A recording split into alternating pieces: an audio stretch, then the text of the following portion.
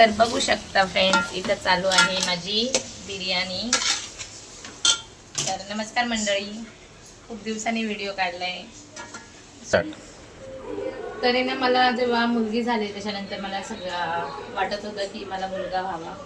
तर सगळेजण मला विचारायचे तुला असं का वाटतं. तर आई वडिलांच्या नंतर जेव्हा आई वडील नसतात तेव्हा त्या मुलीसाठी माहेर म्हणजे तिच्या भावाचं घर असतं.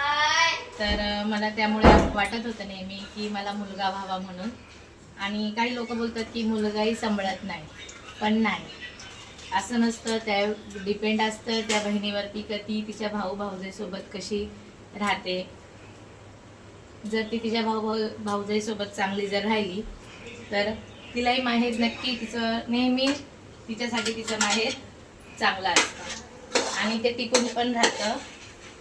घरात सगळ्यांचे वाद होतातच, पण माहेर हे मुलीसाठी नेहमी पाहिजे.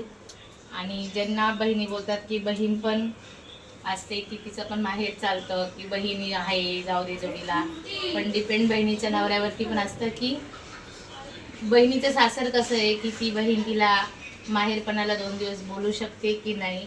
नाहीतर बोलतात जाऊ दे बहीण आहे चालेल, नाही भाऊ तरी चालला. तर मला तरी असं वाटतं. तुम्हाला काय वाटतंय कमेंट करून मला नक्की सांगा. धन्यवाद.